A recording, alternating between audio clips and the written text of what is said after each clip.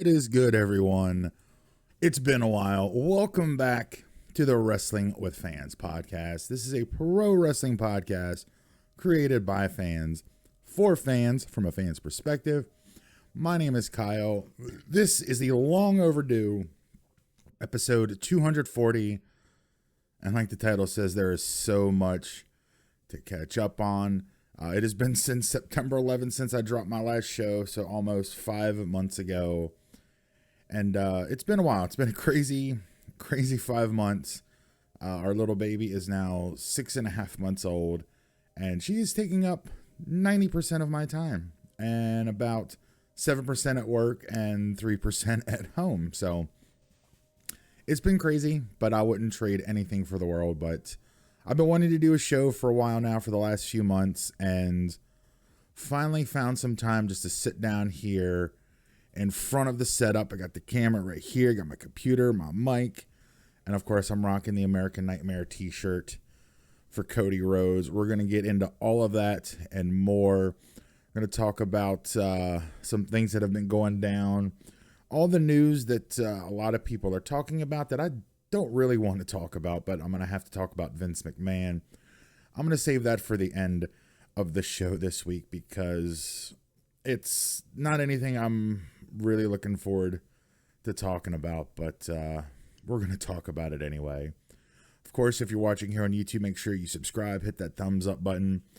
And then, of course, all of the social medias are linked in the video description below. If you are listening to the audio version of this show, all of the links to everything, the YouTube, Facebook, TikTok, Instagram, all that stuff. I've started posting to Facebook a little bit more over the last couple weeks. Links, all that are in the show notes down below on your podcasting app. And of course, thank you for listening. Thank you for watching and checking out the Wrestling with Fans podcast. It's been a while. I guess let's start off with the biggest non-Vince news, and that's coming out of SmackDown this past Friday. It seems we are heading for a Roman Reigns versus The Rock match at WrestleMania 40. Now, I will say that there's a lot of people up in arms. There's a lot of dislikes on the video on the WWE's YouTube channel. A lot of people in a lot of the Facebook groups I'm in are not happy about this, and they are kind of losing their minds right now about the potential for this match. Now, I'm not losing my mind over this because I've learned, especially in this current era under Triple H's creative control, that he's much more into the long-term storytelling.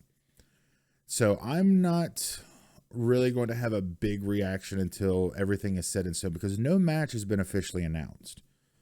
Now, if Cody comes out on Raw this week and challenges Seth, then of course we know it's going to be Roman and Rock. But a lot of people are thinking they're going to make the Roman versus Rock official at the WrestleMania press conference. I believe it's coming this Thursday. I believe that is the date, which would be, let me double check real quick, would be the 8th. It's either the 7th or 8th of February. So it's coming up this week, the official WrestleMania press conference, getting ready for the show of shows in Philadelphia in a couple months. So we're about 2 months away from WrestleMania. It's quickly closing in. But let's talk about what happened. Roman comes out with Solo, Jimmy, and the wise man Paul Heyman. Cuts his nice rebuttal promo to the promo that Seth cut on Monday Night Raw, trying to convince Cody to pick him instead, calling it the Hollywood title, all this stuff, dogging Roman Reigns and all that kind of stuff, which, none of what Seth said is really inaccurate.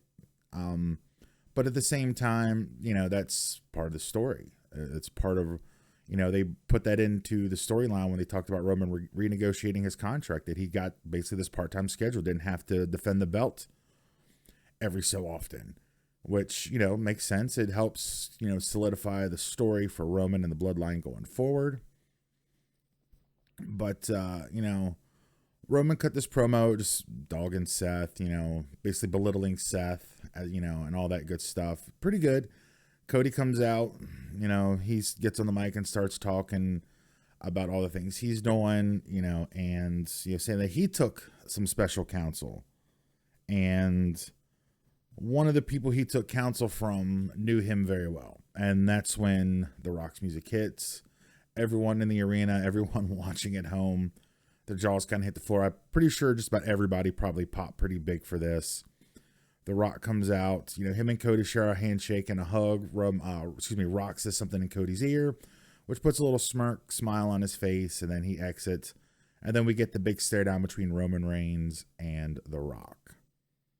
Now, if this match ends up happening, it is the biggest match WWE can put on for WrestleMania. It is the biggest marquee match that the WWE can give to us fans. Now, whether or not the fans really want this match, I don't know. We'll have to see, because I've talked about it a lot over the years here on the podcast. There are two main types of wrestling fans. There's the smart fan, the smart mark, the internet wrestling community, the vocal minority, the loudest section of the fans is the smallest in number. The ones who are in all the Facebook groups who are talking about it, commenting on videos, commenting on TikToks, making TikToks, things like that. Stuff that I do. We basically live and breathe to talk pro wrestling and have an opinion about pro wrestling. And then you have the Dick and Jane and their two little kids, taking them to the shows. The vast majority of fans are them. The families, the non-internet, the non-smart fans, as some people like to say. I'm not saying they believe it's real, but they go to basically just be sports entertained at, the live shows and watch Raw, SmackDown, Dynamite, whatever, NXT, whatever they like. Watch what you want to watch. That's how I've always said it. But I think the vocal minority are up in arms, are really up in arms with the direction that they're going. But again, they haven't made it official. And until they make it official, it could just be a little swerve bro, like a Vince Russo swerve bro kind of deal. But this next week of WWE will be quite telling. So next week on the show, I'm sure I'll talk about what actually happened on Raw and SmackDown and see if there's anything made official. The only thing we know for sure of WrestleMania, Cody Rhodes gets to pick a champion of his choosing for a main event match at WrestleMania. Now, there's been precedent set where Charlotte went after Rhea's NXT Women's title. So he doesn't necessarily have to pick the WWE Universal or the World Championship. He could go after the US, the IC, the NXT Men's title, technically the North American title. I don't know if he could pick a tag partner and go after the tag titles. I don't know how that part would work. But you can go after any other, world champion. I'm assuming that if we're getting Rock and Roman, it's going to be Cody and Seth, which we saw 3 times in 2022, and of course Cody beat him all 3 times in 2022. So me personally, I want to see Cody and Roman. To me, Cody finishing this story is winning the WWE Championship, not winning the world title. And with what Seth was trying to say on Raw was that, the world title, which I don't know if the official lineage goes back to the old world title, which would go back to the big gold WCW belt. But, that belt is modeled after the big gold, which goes back to lineage of the NWA. Again, I don't know what the official lineage is. I haven't bothered to look it up before recording this. But, based off the design and the name, it would go back lineage to the NWA world title. The 10 pounds of gold, the Dusty Rhodes title, as Seth referred to it.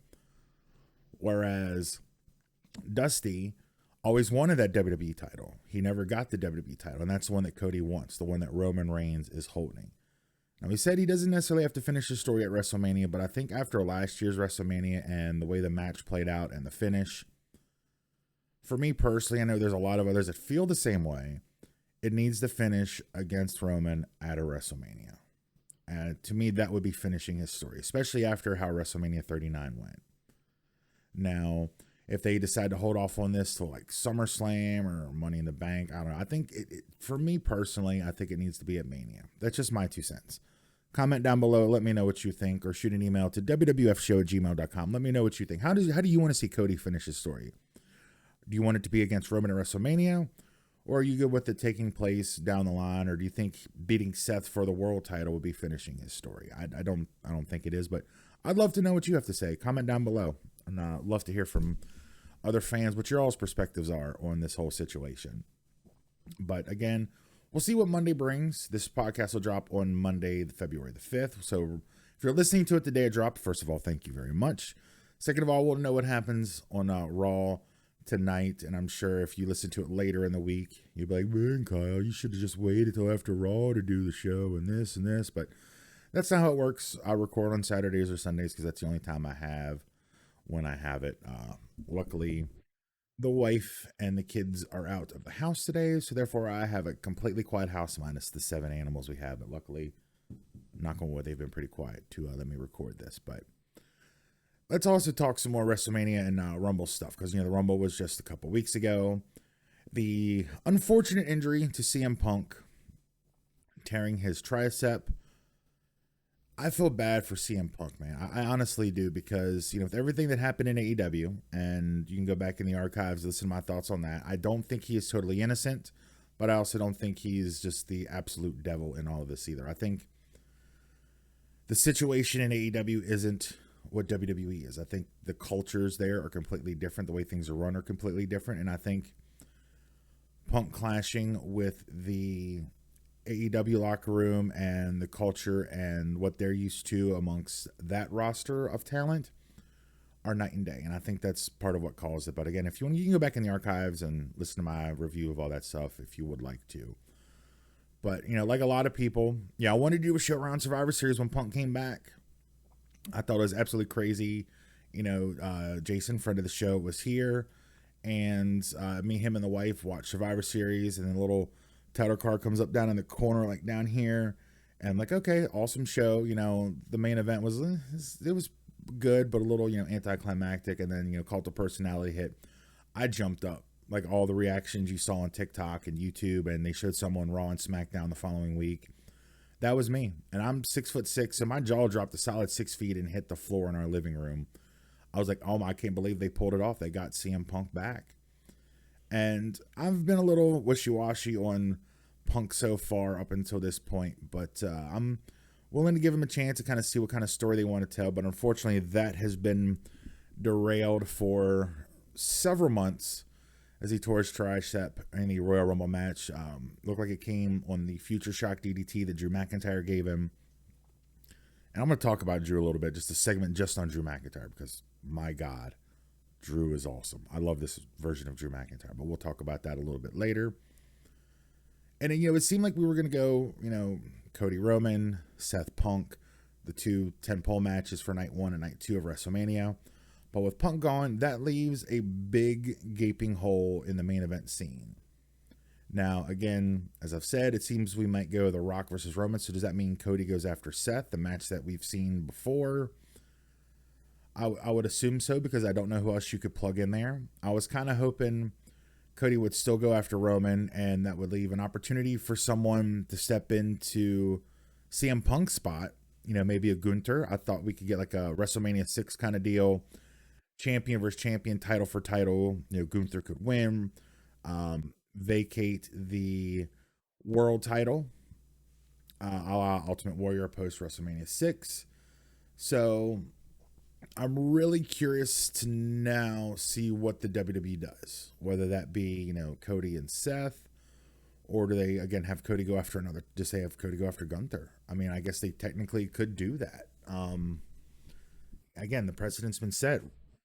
Charlotte went after Rhea's NXT Women's title. So, I mean, it's happened before where they haven't gone after, one of the main world titles, but, we'll see.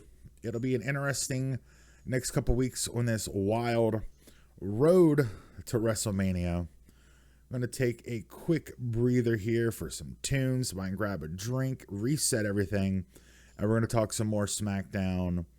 We're going to talk some more WrestleMania stuff right here. This is episode 240 of the Wrestling with Fans podcast.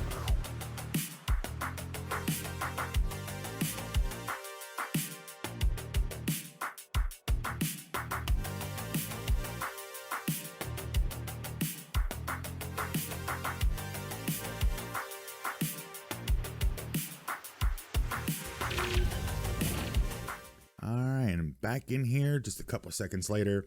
Now, if you're wondering why there's like some glitches behind me, I'll show you why. Because, of course, with the baby, we had to move the studio down to the dining room, and our dining room is a disaster right now. We've been playing The Wife is Away at a friend's baby shower and was crafting stuff over here, and it's kind of a mess, and I didn't feel like cleaning it all up before the show. So that's why you'll see some little glitches around me, so I apologize if that's throwing you off a little bit. Like, you can see the little bag at my head. So I'm trying to center myself and keep all that stuff out so it's not so distracting. But anyway, let's stay on the SmackDown WrestleMania train here and talk about Bayley. Now, Bayley, of course, winning the Women's Royal Rumble, which to me was the best match of the evening on the Royal Rumble show a couple weeks ago.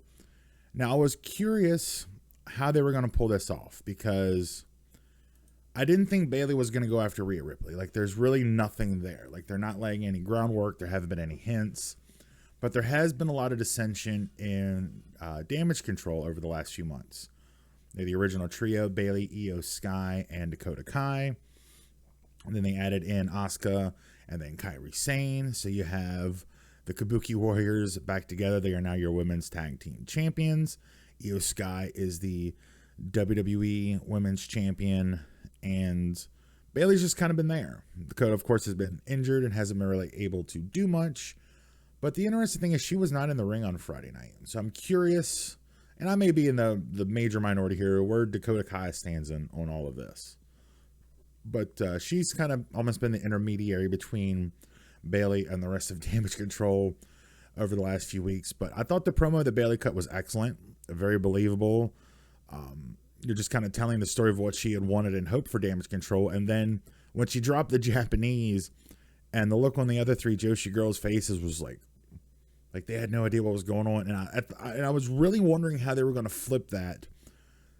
Because, again, I'm assuming it's going to be Becky and Rhea at WrestleMania. They've been hinting at it. They've been teasing it for a couple weeks. I think we're going to get Nia and Rhea at Elimination Chamber in Rhea's home country of Australia, which will lead to Becky either winning the Women's Chamber or however that works to get her shot at Rhea at WrestleMania. I think that's where we're going. So I knew Bayley had to go for the SmackDown title. I wasn't sure if they were going to switch the belts off of Io to somebody else or what, but we are going to get the implosion of Damage Control at WrestleMania. And again, I thought it was excellently done. It was well played. So kudos to the creative team for coming up with that and getting that all, squared away. And the promo is really good. So I'm really looking forward to Io versus Bayley. But there's a lot of time to kill. There's 2 months to kill. So I'm wondering, is Bayley going to have to go through the other members of Damage Control as kind of like prep for Io? Like, I'm wondering, there's a lot of time to fill between now and then. Of course, we have the Elimination Chamber coming up in a few weeks from Perth, Australia. I want to talk about where we stand on that later on here in the program as well. So there's a lot of stuff coming up. This is a lot to catch up on. So I'm trying to get through a lot of it as quickly as possible. Closing on about 19 minutes of the show so far.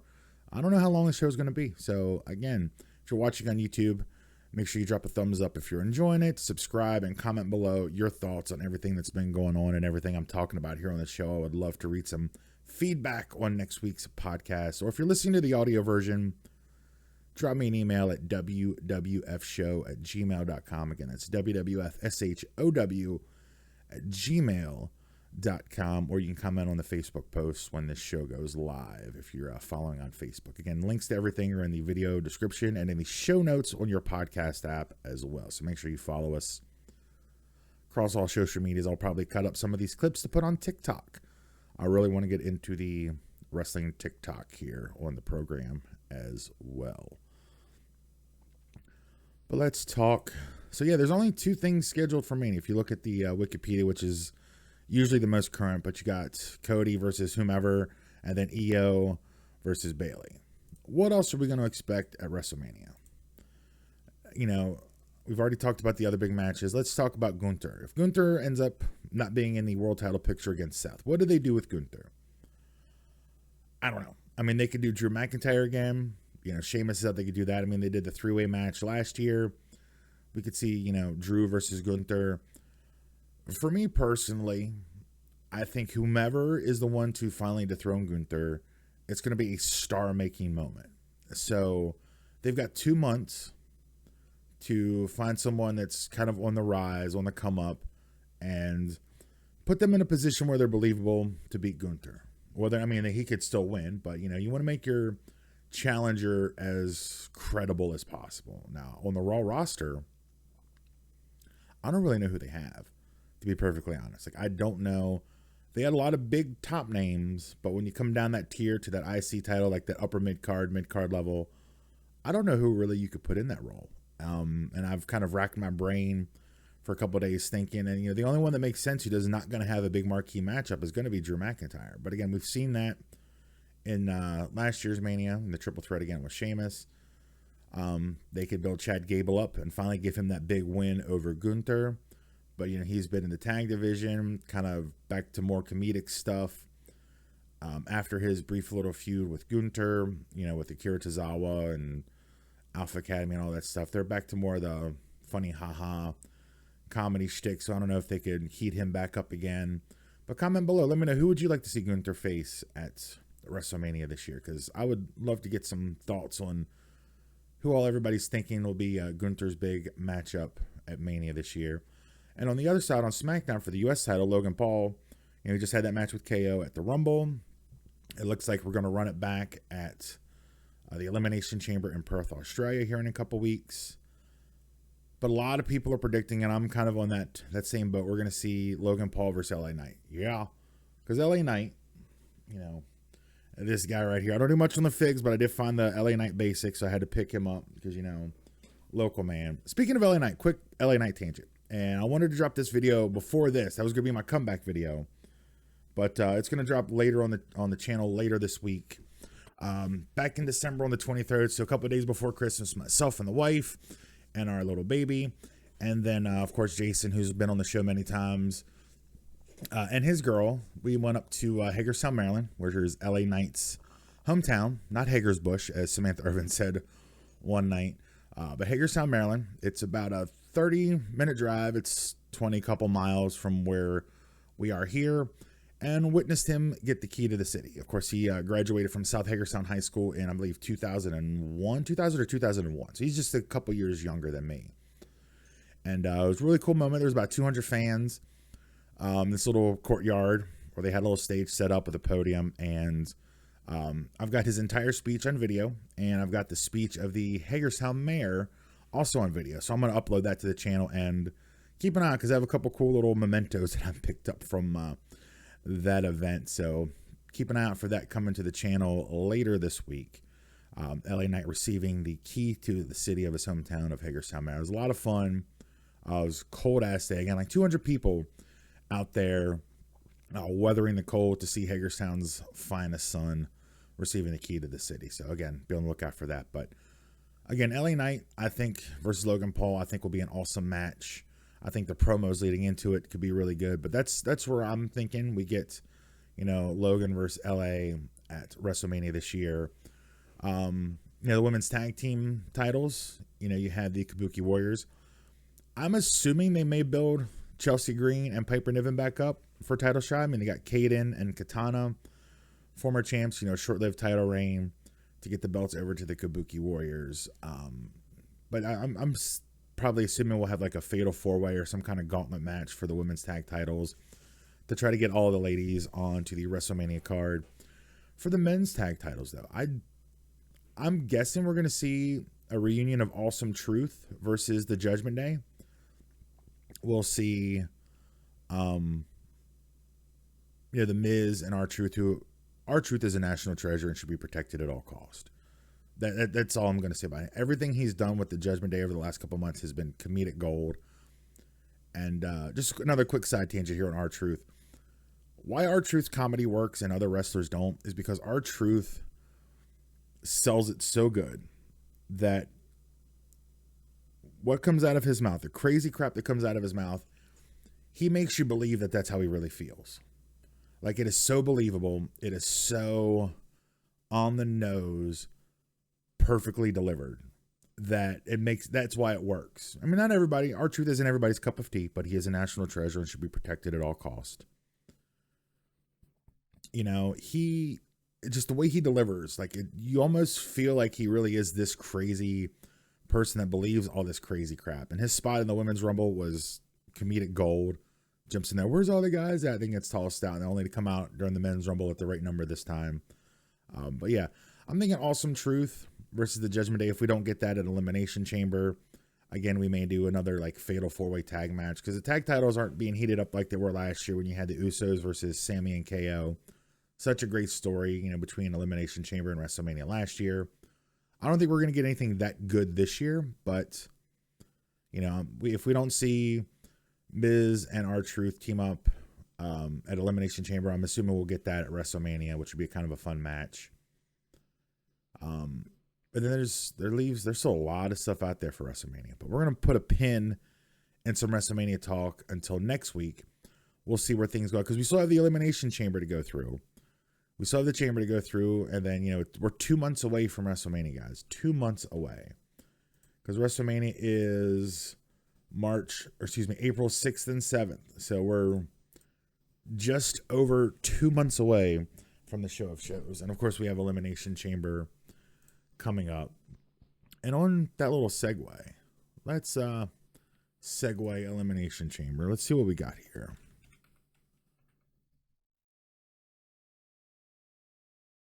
Elimination Chamber 2024.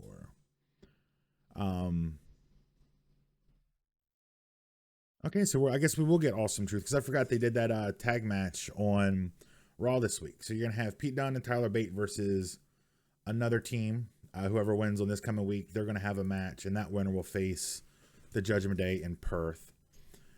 So I'm guessing we will get Awesome Truth at WrestleMania.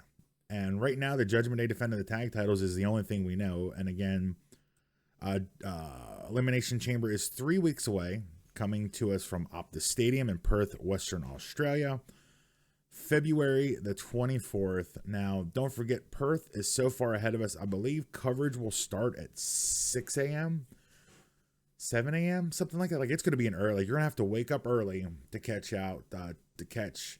the Elimination Chamber. And as of now, I'm not going to make promises, but my plan is to live stream during the Elimination Chamber. That is what I'm looking to try to pull off here in a couple weeks, as I kind of get back into the swing of things. So make sure you stay tuned to the channel for that. But there's not a lot set up for Perth. I assume this week on Raw, now that the Royal Rumble fallout is over, the pieces are going to start moving on the chessboard for the Elimination Chamber matches for the men's, and assume the women's will have both. Now, my guess is that the women's match will be for the other title shot versus Rhea Ripley. The men's match, that's the interesting. Now, will the chamber be for an IC title match at Mania? Will it be for, a U.S. title match at WrestleMania? Will it be a tag team Elimination Chamber? I mean, there's a lot of things they can do with this other chamber match. That is if they go with Cody and Seth and we have Rock and Roman. We'll just take them off the board. What do you do with the men's match? Do you do another tag team Elimination Chamber, which they did several years ago, which was awesome match. But it'll be interesting to see. But again, we'll probably get more on that this week on WWE TV. And yeah, that's where we are with kind of catching up with on-screen product. Now we're about a half an hour into this program. I'm going to take another quick little pause.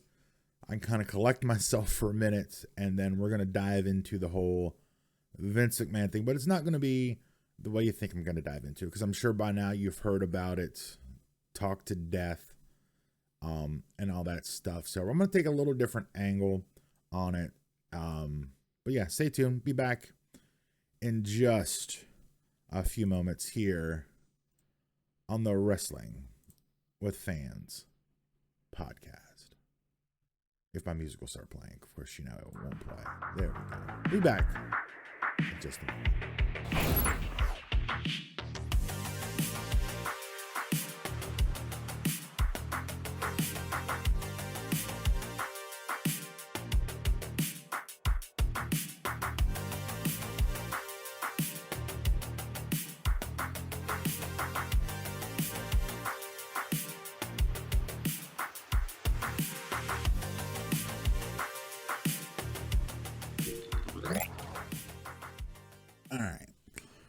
let's talk about it.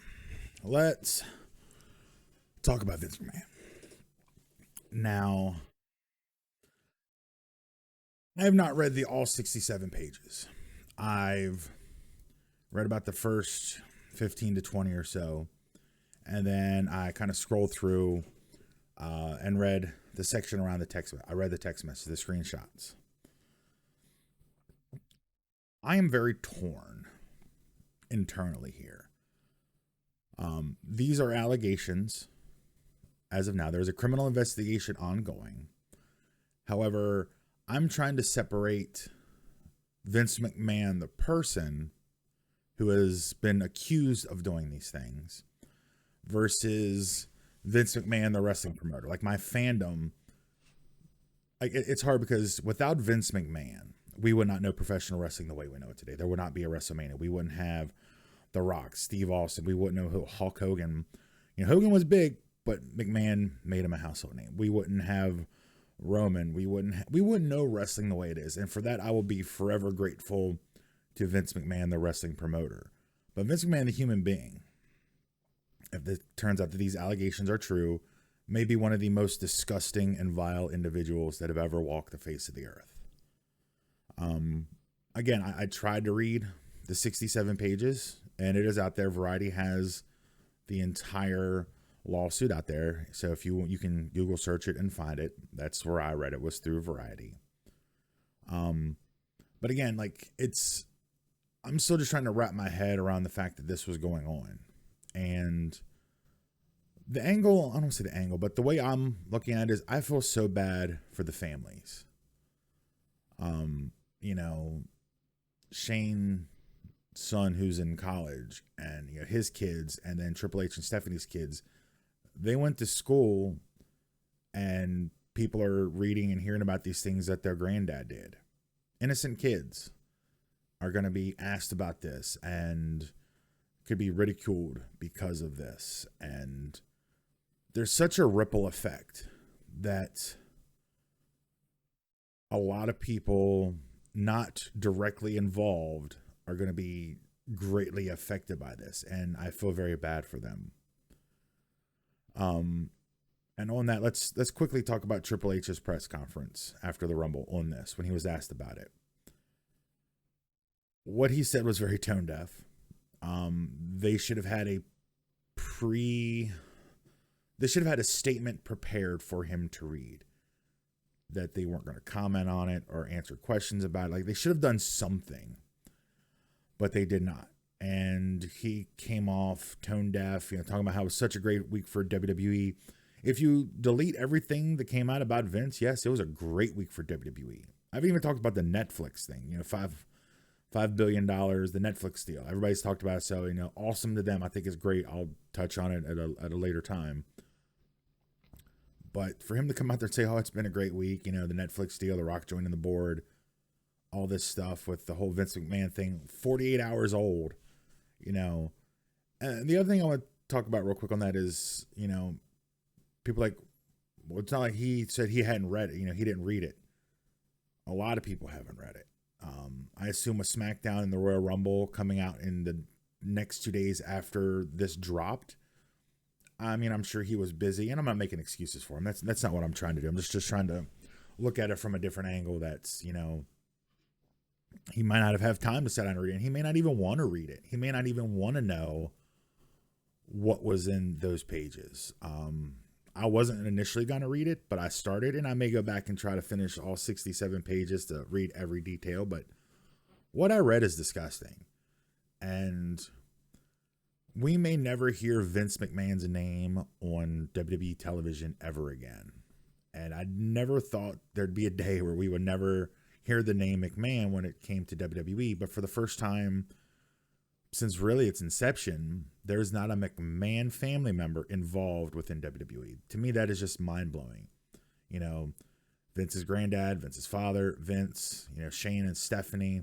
You know, yes, Triple H is still there, but he's his son-in-law. He's not an actual McMahon. He doesn't have the McMahon name. He's not, you know, in that family, you know, by marriage, but he's not, you know, that blood family. It's weird to think that there's no more McMahons in WWE. It is completely separate entity from what Vince did. And that's where I'm trying, I don't want to say focus, but distract myself from the actual things that happened. Of course, John Laurinaitis has come out basically claiming that he was also a victim of this as well. He wasn't name dropped, but Brock, it was suggested that, the former WWE and UFC heavyweight champion is Brock Lesnar. People close to the situation were naming him.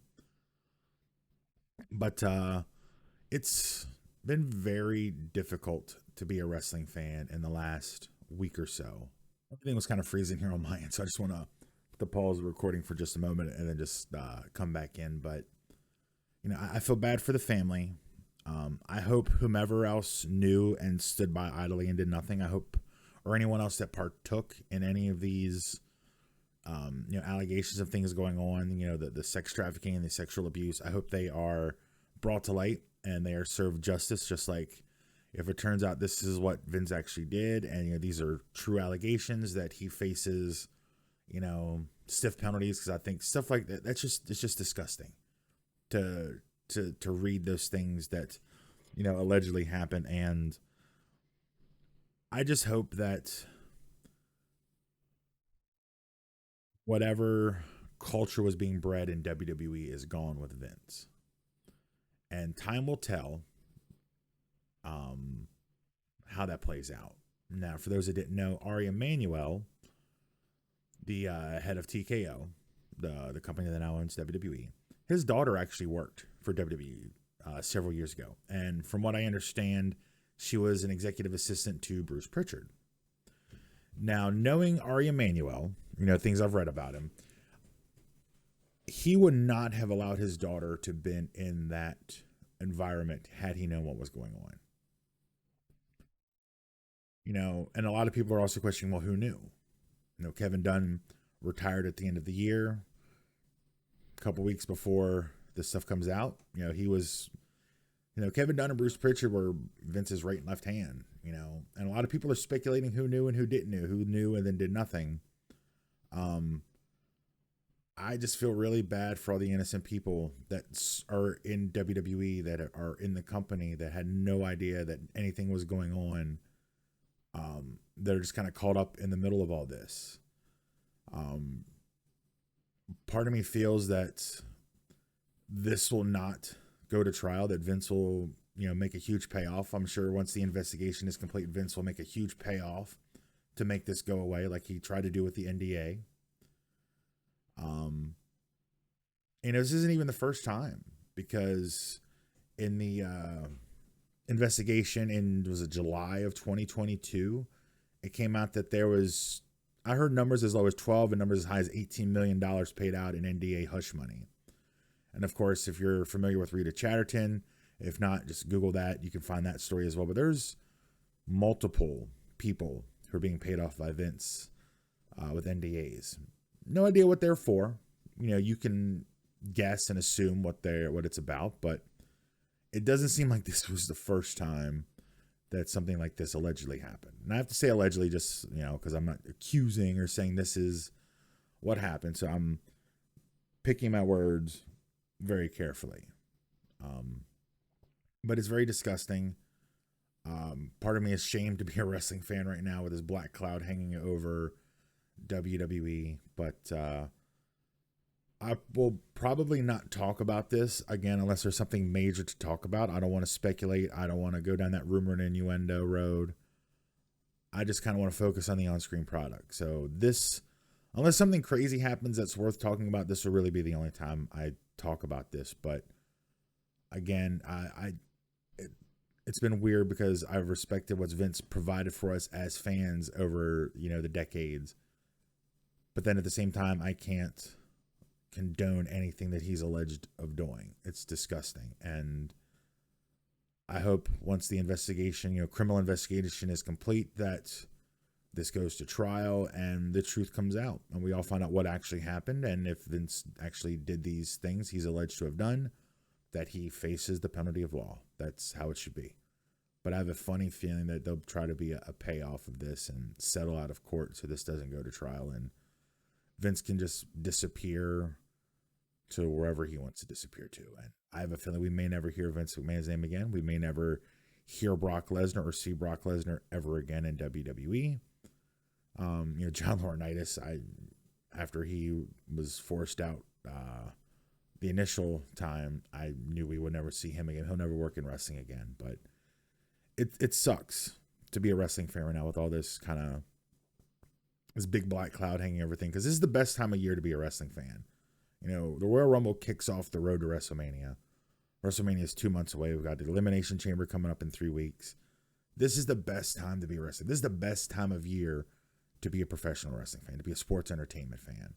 And it kicked off with a giant black cloud. So I'm really hoping, I am optimistic, which is a rarity for me, for those that know me, that this black cloud will stay, because again, this stuff needs to come out. This needs to be pursued, but hopefully it'll stay far enough away that it will not affect things happening on screen, to allow us fans our escape every week, every Monday and Friday and Tuesdays and Wednesdays and Thursdays, whatever day of the week your wrestling is on, to escape for those few hours a week. That's my hope, is that the on-screen product is enough to distract from the craziness that goes on, that's going on or was going on, behind the scenes and in the shadows, as they say. So, truth comes to light. And I'm just kind of rambling at this point, because I really don't know what else to say about it, other than I'm disgusted of the parts that I've read, and hope that justice is served, if justice needs to be served. And I'll just leave it at that, guys. But take one more quick little pause. I can get a drink. My mouth is very dry, and then we'll wrap up the show here. Again, thank you all for checking out Wrestling with Fans. Be back in just a quick moment.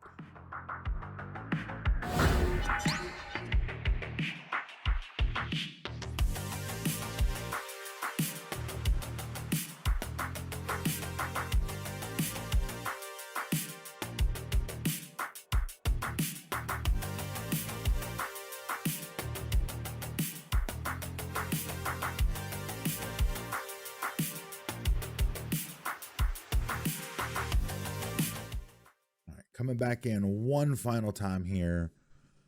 Episode 240. So much to catch up on. And this is just scratching the surface of everything that's happened in the last 5 months. But I at least wanted to get in front of the iPhone, in front of the camera, in front of the microphone, in front of my 3-screen setup, and talk about some things. Again, this is the biggest time of year to be a wrestling fan. And I'm just excited to be back. I'm excited to continue to talk wrestling. So again, if you've made it this far in the video, first of all, thank you very much. If you've made it this far into the podcast, thank you very much. If you're watching on YouTube, make sure you give it a thumbs up if you enjoy the show. Subscribe if you haven't done so already. And comment below anything you want to talk about from this episode. Now, what are your thoughts on Rock and Roman at WrestleMania? Cody and Seth, Cody and Roman. Any other potential matchups? If anything you want to comment on the vid situation, just keep it civil, and just leave it at that. And anything else you want to talk about? I don't watch AEW, so if you want to comment on that, I might check something out. I tried the last time I watched AEW was the Texas Chainsaw Massacre match, and the wife and I were watching it in bed, and we kind of looked at each other and just said, yeah, I don't know if I want to watch AEW anymore after that. I follow peripherally. I watch recaps every Thursday. I listen to podcasts. I watch YouTube videos recapping. So I keep up with what's going on, but I don't generally watch week to week. But maybe 1 week on the show coming up, give a break from WWE craziness on the road to WrestleMania, and I'll watch AEW and talk about that 1 week. If that's something you want to see, comment down below. Let me know if you want to have me check out some AEW stuff here on the channel. Again, later this week, I've got the LA Knight receiving the key to the city. I've got his speech and the mayor of Hagerstown, Maryland speech, and some cool little things to show off as well. And again, got the LA Knight figure. I don't do the toy thing much anymore, just because with the baby it's kind of hard. But I did finally get at the end of last year my Cody Rhodes Ultimate, which I think is a really cool figure. I've still got my Usos Ultimate 2-pack sitting down here that I've yet to unbox. So I'd like to unbox that on a channel for a video or a live stream. set up multiple cameras, maybe do that one day if that's fun. So that's something you want to see, let me know in the comments below. I've kind of gotten out of the fig game. All of my stuff is in totes because when the baby came, the studio slash office slash toy room is now the baby's room. So everything's kind of been packed up and don't have much to display. I got a couple Funko Pops. I'll show these off real quick. Get them. Got a couple Funko Pops recently. I got the Finn Balor. Of course, it's the camera. Here they go. The Finn Balor Amazon exclusive, which I thought was pretty cool. That's like his NXT run. Funko, and this is kind of almost out of date now, but I did get the Brock Lesnar Amazon exclusive, the Cowboy Brock. But that one may end up not getting displayed because of everything that's going on as well. But I have picked up those. That's really about it. I haven't really got much else. But again, we're going to wrap the show up here, guys. Again, it's been a crazy 5 months. My life is crazy. My life is good. I love my family. And I love you guys. Hopefully, those who were used to seeing me and hearing me every week will now come back as I'm doing this again every week. So again, thank you all so much for checking out the show. Thank you all for listening. Thank you all for watching. Once again, my name is Kyle, and I will see you next week right here on Wrestling Fans.